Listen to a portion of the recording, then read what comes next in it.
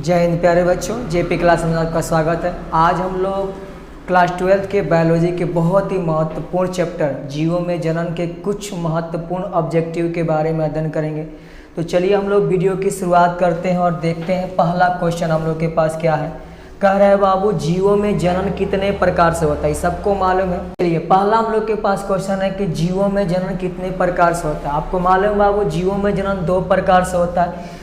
एक होता है बाबू लैंगिक जनन, एक जनन क्या होता है बाबू, लैंगिक जनन, और दूसरा हम लोग के पास होता है अलैंगिक जनन। अलैंगिक जनन, लैंगिक जनन किसको बोलते हैं बाबू?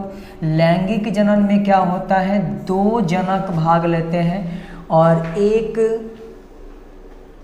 संतति की उत्पत्ति करते हैं, जबकि अलैंगिक जनन में मात्र एक जनक भाग लेता है और एक संतति की क्या करते हैं, उत्पत्ति करते हैं। बात समझ में आई? तो क्या कहेंगे, पहला क्वेश्चन में क्या आंसर देंगे, जीवों में जनन कितने प्रकार से होता है। तो याद रखेंगे जीवों में जनन कितने प्रकार से, दो प्रकार से होता है। यानी जीवों में जनन कितने प्रकार से होंगे, दो प्रकार से। एक होगा लैंगिक जनन, दूसरा क्या होगा बाबू, अलैंगिक जनन। समझ में आ गया? चलिए दूसरा हम लोग के पास क्वेश्चन क्या कर रहा है, जनन जिसमें संतति की उत्पत्ति केवल एक जनक के कारण होता है, जिसमें केवल एक जनक भाग ले और नई जीव की उत्पत्ति करें, तो उसमें याद रखेंगे इस प्रकार के जनन को अलैंगिक जनन के नाम से जाना जाता है। समझ में आया कि नहीं यार? अलैंगिक जनन में केवल एक जनक ही भाग लेंगे और संतत मतलब संतान यानी जीव की उत्पत्ति करेंगे, तो ऐसे जनन को अलैंगिक जनन के नाम से जाना जाता है। इतनी बात समझ में आ गई?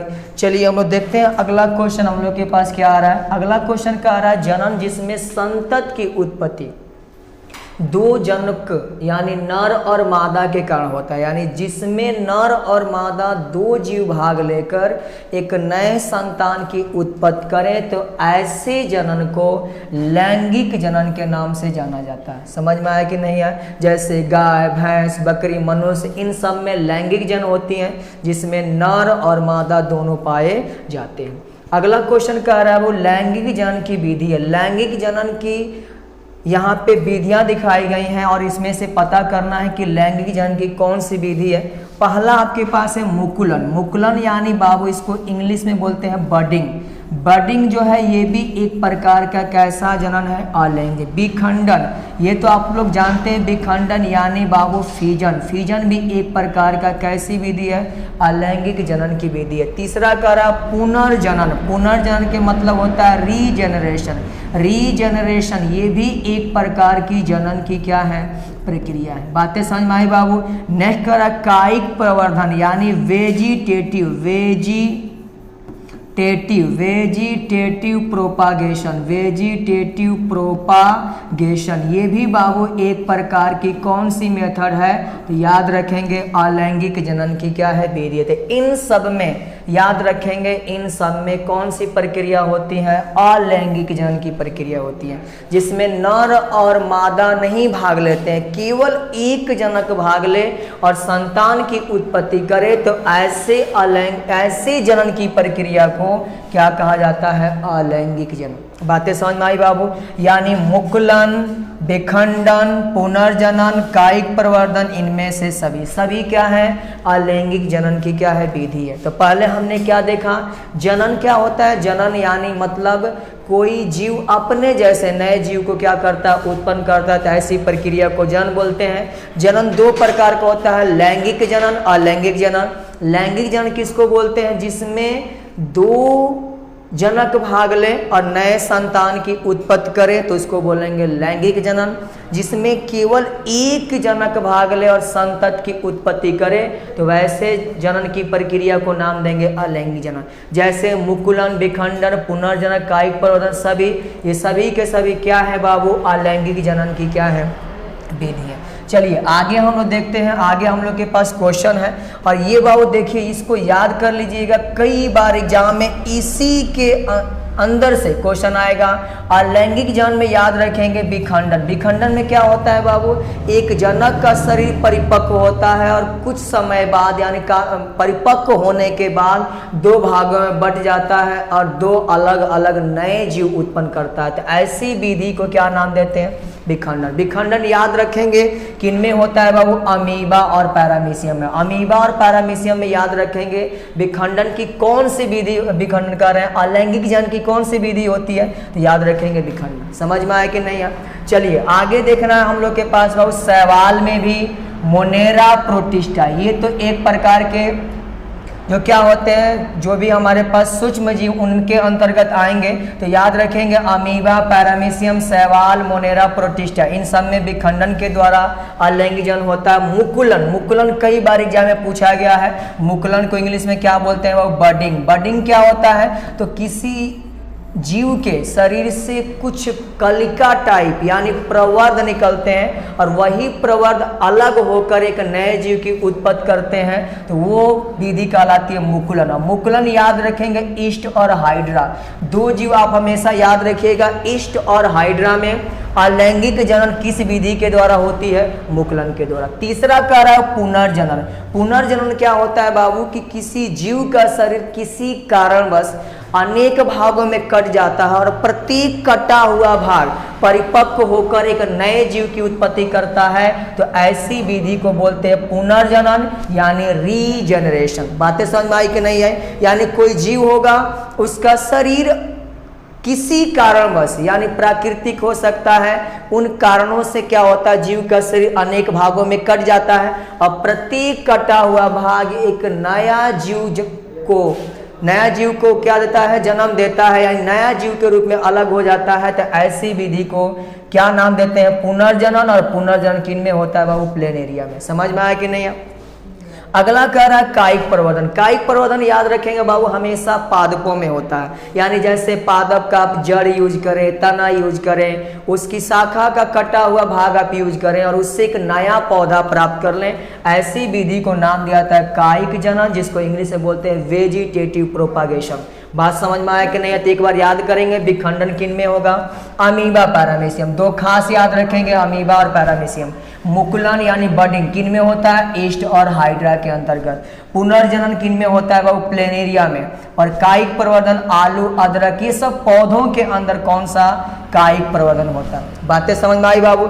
चलिए आगे हम लोग बात करते हैं हम लोग के पास आलू में। आलू में कायिक प्रवर्धन किसके द्वारा होता है, तो आलू याद रखेंगे एक प्रकार का भूमिगत तना है और आलू में जो कायिक प्रवर्धन होता है याद रखेंगे किसके द्वारा होता है, कंद के द्वारा। और कंद को इंग्लिश में हम लोग बोलते हैं ट्यूबर। क्या बोलते हैं बाबू, ट्यूबर। तो ट्यूबर के द्वारा किसमें कायिक प्रवर्धन होता है, आलू में। तो याद रखेंगे आलू के अंदर कायिक प्रवर्धन किसके, आलू के अंदर कायिक प्रवर्धन किसके द्वारा होता है, तो कंद। और कई बार यहाँ पूछा है कि कंद किसका भाग है, तो याद रखें कंद भूमिगत तना का एक क्या है, भाग है। बात समझ में आया कि नहीं है? चलिए आगे देखते हैं हम लोग नेक्स्ट क्वेश्चन की तरफ पहुंचते हैं।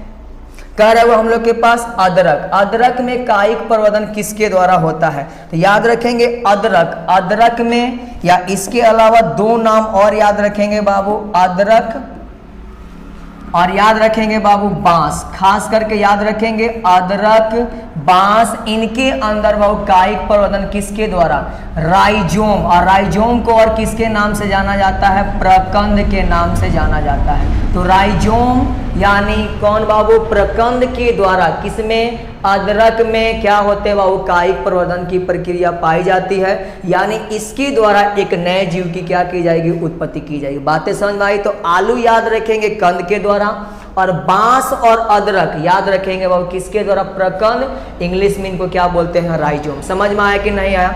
चलिए आगे हम लोग के पास क्वेश्चन है कंद। कंद को अभी हमने बोला किसके नाम से, ट्यूबर।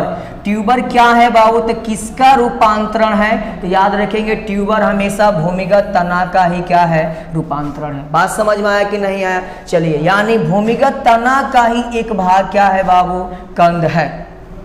ठीक है, चलिए आगे देखते हैं बांस। मैंने पिछले क्वेश्चन में ही आपको बताया बाबू कि बांस में किसके द्वारा कायिक प्रवर्धन होता है, तो याद रखेंगे बांस में किसके द्वारा, तो प्रकंद के द्वारा, यानी किसके द्वारा बाबू, राइजोम के द्वारा। किसके द्वारा, राइजोम के द्वारा ही, राइजोम RHIZOME, राइजोम के द्वारा कायिक प्रवर्धन होता है। अगला क्वेश्चन कह रहा है किस पौधा में पूरे जीवन काल में मात्र मात्र एक बार पुष्प उत्पन्न होता है। ये क्वेश्चन कई बार एग्जाम में पूछा गया है कि कौन ऐसा पौधा है जो अपनी पूरी लाइफ में मात्र एक बार उसमें से फूल उत्पन्न होते हैं। तो ये क्वेश्चन क्या है बाबू? बांस। क्या है क्वेश्चन का आंसर? क्या हो जाएगा यहाँ पे? बांस होगा। और बांस पूरी जीवन काल में मात्र एक बार उसके अंदर फूल लगेगा और जब फूल लगता है उसके बाद वह बांस नष्ट हो जाता है। तो याद रखेंगे बांस के अंदर पूरे जीवन काल में मात्र एक बार क्या उत्पन्न होते हैं?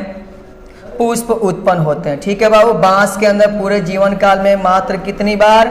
एक बार। ये देख लीजिए हम लोग के पास क्वेश्चन का जो आंसर था मैंने बताया। और यहाँ देखिए ये जो बांस है, बांस के अंदर यहाँ पे क्या उत्पन्न हुए हैं? पुष्प उत्पन्न हुए। ये पुष्प जो होता है बाबू मात्र जीवन में एक ही बार उत्पन्न होगा, उसके बाद ये बांस नष्ट हो जाएगा। ठीक है, दूसरा बांस तो रहेगा लेकिन ये बांस क्या हो जाएगा? नष्ट हो जाएगा। यानी अपनी पूरी जिंदगी में मात्र एक बार इसके अंदर क्या लगेंगे?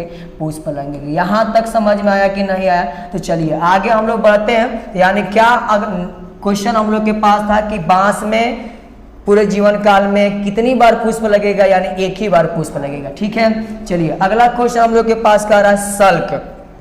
सल्क को इंग्लिश में किसके नाम से जाना जाता है बाबू? बल्ब के नाम से जाना जाता है। बल्ब यानी BULB, बल्ब यानी बल्ब यानी सल्क कंद में किसके द्वारा कायिक प्रवर्धन होता? किसमें कायिक प्रवर्धन होता है? तो याद रखेंगे प्याज एंड लहसुन। याद रखेंगे प्याज और लहसुन में कायिक प्रवर्धन किसके द्वारा होता है?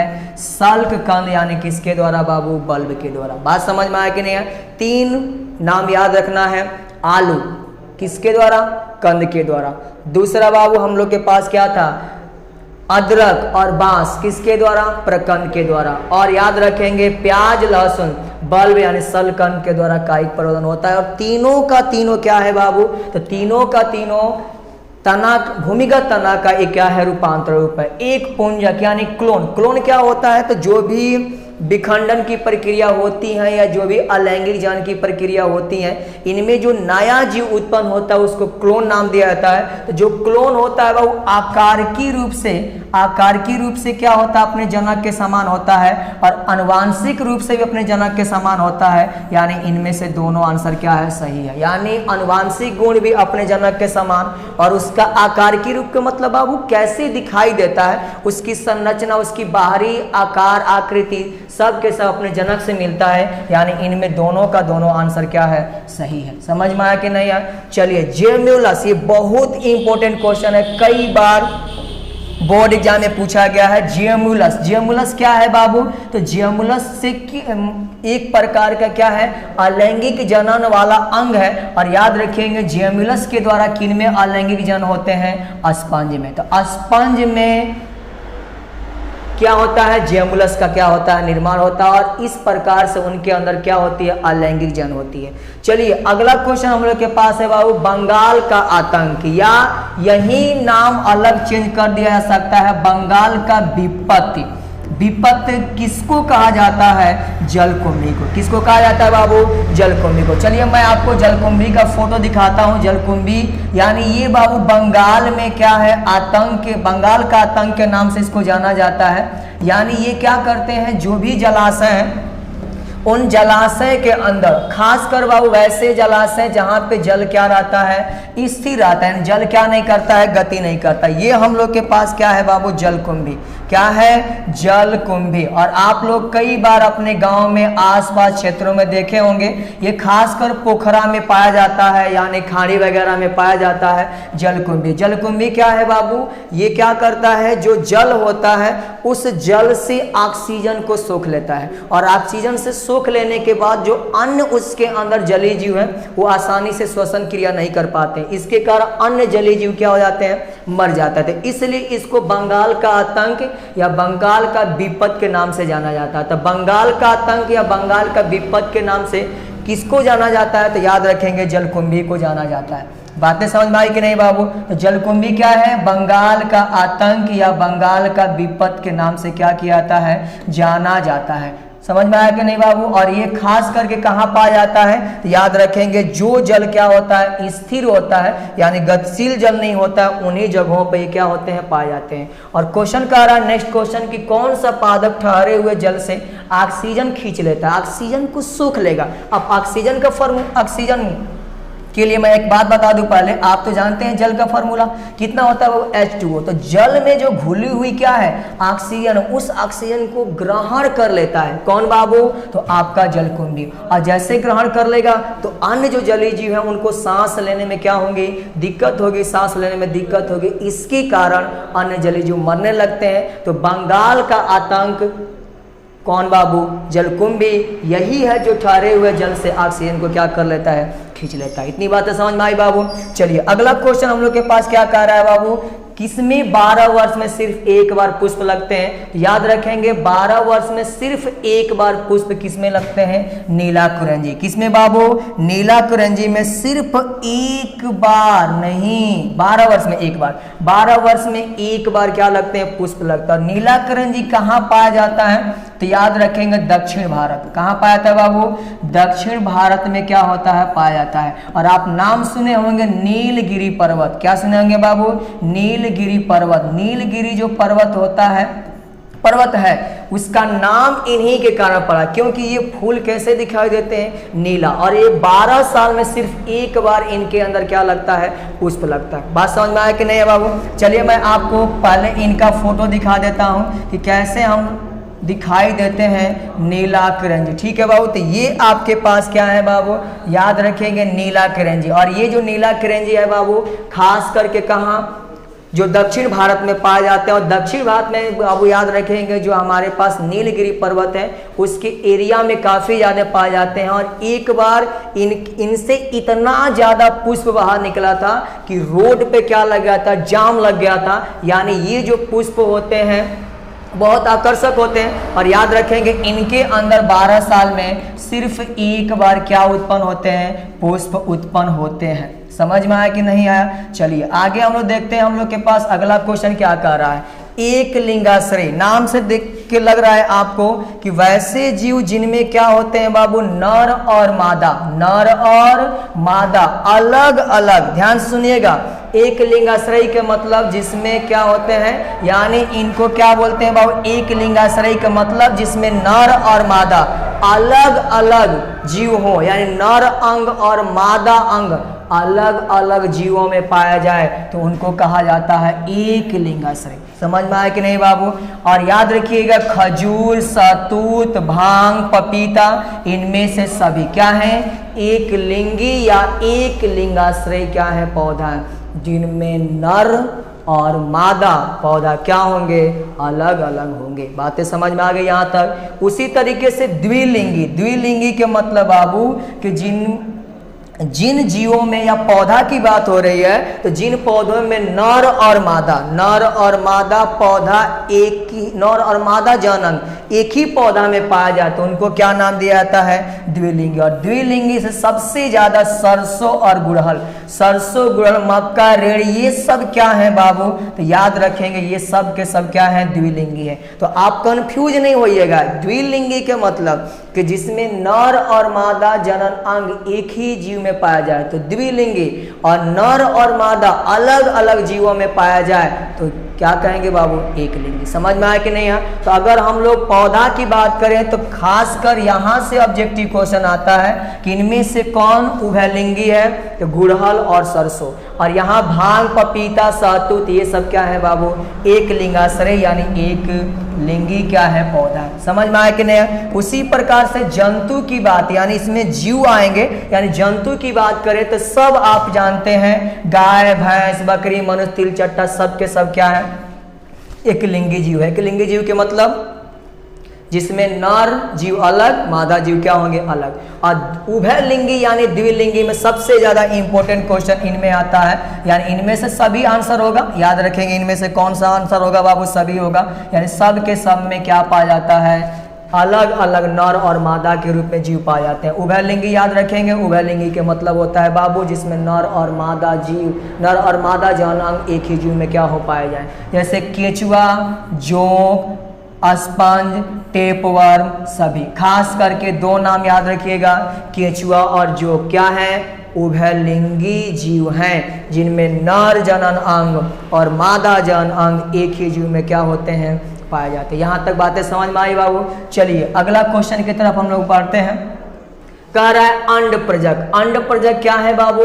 अंड प्रजक के मतलब पहले मैं आपको समझा दूं, अंड प्रजक के मतलब क्या होता है, याद रखिएगा, एक बार ध्यान से समझने की कोशिश कीजिएगा।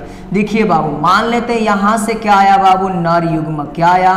नर युग्मक। और इधर से आ रहा है मादा युग्मक। क्या आ रहा है बाबू? मादा युग्मक। और दोनों के मिलने से क्या बनता है बाबू? युग्मनज। क्या बनता है? युग्मनज। युग्मनज यानी क्या कहेंगे बाबू? जाइगोट। क्या बोलेंगे? जाइगोट। और जाइगोट से क्या बनता है? भ्रूण का क्या होता है? निर्माण होता है। क्या होता है बाबू? भ्रूण। क्या सीखे? नर युग्मक और मादा युग्मक, यानी नर युग्मक नर जीव से, मादा युग्मक मादा जीव से, और ये दोनों मिलेंगे तो क्या बनाएंगे? युग्मनज, यानी क्या बनाएंगे? जाइगोट। और जाइगोट से क्या बनता है बाबू? भ्रूण बनता है। अगर भ्रूण मादा जीव के अंदर, भ्रूण कहाँ बने? मादा जीव के शरीर के अंदर बने तो उसको बोलेंगे सजीव प्रजक। क्या बोलेंगे? सजीव प्रजक। यानी अगर जो भ्रूण है मादा जीव के शरीर के अंदर उसका विकास हो तो इनका नाम देंगे सजीव प्रजक। और अगर ये जो भ्रूण है अंडा बाहर निकल जाता है, यानी कोई पक्षी है अंडा बाहर दी, उसके अंदर भ्रूण बना तो उसको बोलते हैं अंड प्रजक। समझ में आया कि नहीं यार? तो सभी पक्षी, सभी सरीसृप वर्ग खास तौर पे क्या होते हैं बाबू? अंड प्रजक, जिनके अंदर भ्रूण का जो विकास हो अंडे के अंदर हो तो अंड प्रजक। जिनके अंदर भ्रूण का जो क्या हो बाबू? विकास हो। किनके अंदर? मादा जीव के शरीर के अंदर बने तो उसको क्या नाम देंगे बाबू? सजीव प्रजक। यानी मनुष्य में, गाय में, भैंस में, सब में जो भ्रूण बनता है मादा के शरीर के अंदर बनता है, इसलिए क्या है? सजीव प्रजक। और जिनमें क्या हो बाबू? अंडा के अंदर बने, क्या कहेंगे? अंड प्रजक। बात समझ में आ गया? नहीं ना भूलिएगा। यानी नर युग्मक मादा युग्मक मिलके क्या बनाएंगे? युग्मनज। युग्मनज यानी क्या बनाएंगे? जाइगोट। और जाइगोट से क्या बनेगा? भ्रूण। अगर भ्रूण मादा जीव के शरीर के अंदर बन रहा है तो उनको क्या बोलेंगे? मादा जीव के शरीर के अंदर बन रहा है तो उसको क्या बोलेंगे? सजीव प्रजक, जिसको इंग्लिश में कई बार पूछा जाता है वीवी पैरस। क्या बोलेंगे बाबू? वीवी पैरस। और इनको बोलते हैं ओवी पैरस। क्या बोलते हैं? ओवी पैरस। किनको ओवी पैरस बोलेंगे? अंड प्रजक को। अंड प्रजक में क्या आएंगे? खास करके पक्षी, सांप, मगरमच्छ इत्यादि। और सजीव प्रजक में जिनमें नर, जिनमें मादा के अंदर क्या बने बाबू? भ्रूण का क्या हो? निर्माण हो। चलिए अगला क्वेश्चन की तरफ बढ़ते हैं। अंतःनिषेचन। अंतःनिषेचन इंग्लिश में क्या बोलते हैं बाबू? In vivo. याद रखिए, कई बार एग्जाम में पूछा गया है। अंतःनिषेचन के मतलब होता है कि जिनमें नर युग्मक और मादा युग्मक जो मिलते हैं, नर युग्मक और मादा युग्मक मिलने की प्रक्रिया क्या कहलाती है? निषेचन। अगर निषेचन की प्रक्रिया मादा जीव के शरीर के अंदर हो तो क्या बोलेंगे? अंतःनिषेचन। और अंतःनिषेचन खास तौर पे सरीसृप, पक्षी, सब में क्या होती है? अंतःनिषेचन। या निषेचन की प्रक्रिया कहाँ होगी बाबू? मादा जीव के शरीर के क्या बने? अंदर होगी। समझ में आया? और कुछ ऐसे जीव होते हैं जिनमें नर जो होता है नर युग्मक बाहर निकाल देगा, मादा जो होती है मादा युग्मक बाहर निकाल देंगे, और बाहर वो दोनों मिलेंगे। और बाहर जब उनके मिलेंगे तो निषेचन होगी, तो उनको बोलते हैं बाह्य निषेचन। बाह्य निषेचन याद रखेंगे, सबसे पहला मछली। मछली में क्या होती है? जो नर मछली होती है वो क्या करती है? नर युग्मक बाहर निकाल देंगे। मादा मछली या मादा युग्मक बाहर निकाल देंगे, और दोनों जल के अंदर मिलते हैं। और दोनों जैसे जल के अंदर मिलेंगे तो क्या होगी? निषेचन। निषेचन होगा तो इनको शरीर के बाहर हुआ ना बाबू, और शरीर के बाहर होगा तो क्या निषेचन बोलेंगे? बाह्य निषेचन। इसके अलावा शैवाल, इसके अलावा मेढक, इसके अलावा सांप, इन सांप बोले सीप, इन सब में क्या होती हैं? सभी में क्या होती है? बाह्य निषेचन की प्रक्रिया होती है। जबकि सरीसृप वर्ग, पक्षी वर्ग, स्तनधारी वर्ग, इनमें से सभी यानी सब में अंतःनिषेचन की प्रक्रिया होती है। समझ में आई कि नहीं आई? यानी अंतःनिषेचन समझ गए, नर युग्मक और मादा युग्मक मिलने की प्रक्रिया निषेचन, और अगर ये निषेचन की प्रक्रिया मादा जीव के शरीर के अंदर हो रही है तो अंतःनिषेचन, और मादा जीव के शरीर के बाहर हो रही है तो बाह्य निषेचन। अब बाह्य निषेचन खास करके मछली, शैवाल, मेढक, सीप सभी और इन सब में क्या होती है? बाह्य निषेचन की प्रक्रिया होती है। चलिए आगे बढ़ते हैं हम लोग। आगे हम लोग के पास क्वेश्चन है मनुष्यों में, कई बार एग्जाम पूछा जाता है, ये सबको मालूम होगा। मनुष्यों में क्रोमोसोम यानी गुणसूत्र की संख्या कितनी होती है? मनुष्यों में क्रोमोसोम यानी गुणसूत्र की संख्या बाबू 46 होती है। 46 यानी याद रखिएगा 23 जोड़ा, याद रखेंगे बाबू। यानी मनुष्य में क्रोमोसोम की संख्या कितनी होती है? 46 यानी 23 जोड़ा होती है। अगला क्वेश्चन बताइए, और कई बार एग्जाम में पूछा गया है। अगला क्वेश्चन कह रहा है युग्मक में क्रोमोसोम की संख्या कितनी होती है? याद रखेंगे बाबू, आप लोग इतना तो पढ़े होंगे 10 में, नर युग्मक, यहाँ पे मादा युग्मक, और आपको थोड़ा सा भी याद होगा इधर से कितने क्रोमोसोम आते थे? 23। इधर से कितने क्रोमोसोम आते थे? 23। तो युग्मनज में कितने क्रोमोसोम होते थे? युग्मनज में बाबू 46 क्रोमोसोम होते थे। यानी जब भी क्वेश्चन पूछ दे युग्मक के बारे में, तो युग्मक में याद रखना हमेशा कितने क्रोमोसोम होंगे? 23। अगर आप 46 से मारते हैं तो आपका आंसर क्या है? गलत है। समझ में आया कि नहीं आया? तो ये कहानी था बाबू हम लोग के पास बायोलॉजी का प्रथम चैप्टर यानी जीवों में जनन। फिर हम लोग मिलते हैं अगले वीडियो में। जय हिंद। आजा बाबू।